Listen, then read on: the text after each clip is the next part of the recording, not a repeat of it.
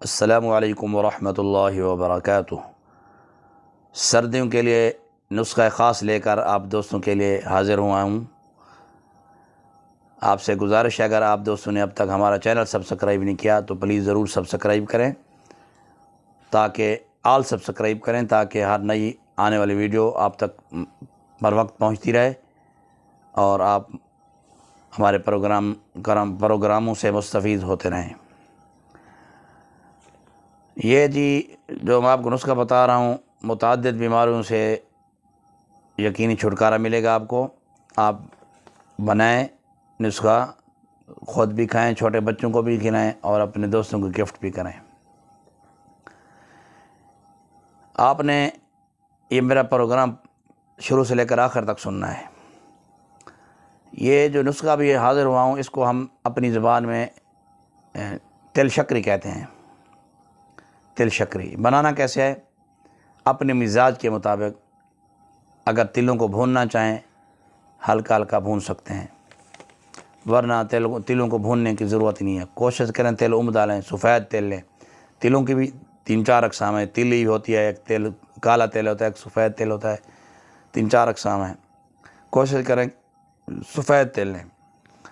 آپ نے گوڑ لینا ہے، گوڑ دیسی لینا ہے، اس کا آپ نے قوام تیار کرنا ہے، شیرہ تیار کرنا ہے گاڑھا گاڑھا۔ تو اس کے اندر آپ نے تیل ڈال لینے ہیں۔ اگر آپ شیرہ زیادہ اور تیل کم ڈالیں گے تو وہ تل شکری زیادہ میٹھی ہوگی۔ اگر آپ برابر ڈالیں گے تو وہ درمیانی ہوگی۔ اگر آپ تیل زیادہ ڈالیں گے اور شیرہ جو گڑ کا قوام وہ کم ہوگا تو وہ میٹھا کم ہوگا اس میں۔ اور آپ نے اپنے جس طرح آپ کو پسند ہو، اپنی طبیعت کے موافق آپ نے یہ تل شکری بنانی ہے۔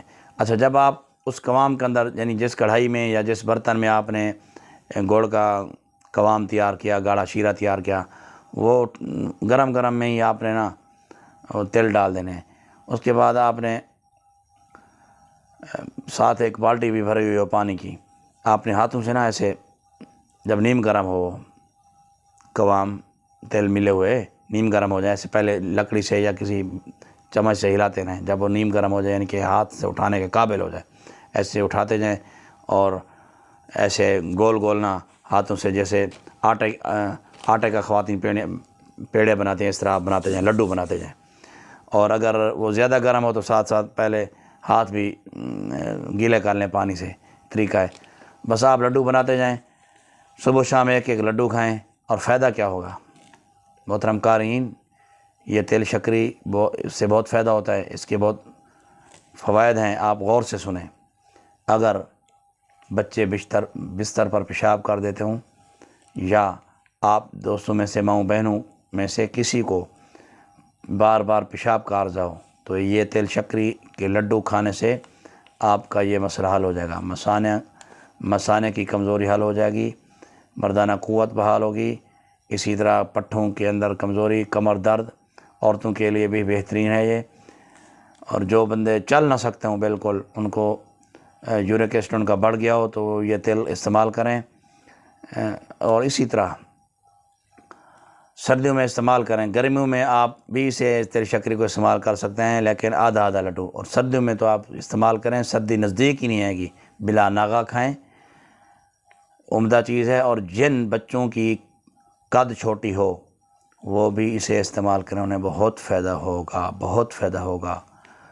جسم کے اندر توانائی اور طاقت ملتی ہے تل شکری کھانے سے، اور دماغ اور اعصاب کو یہ مضبوط کرتی ہے تل شکری۔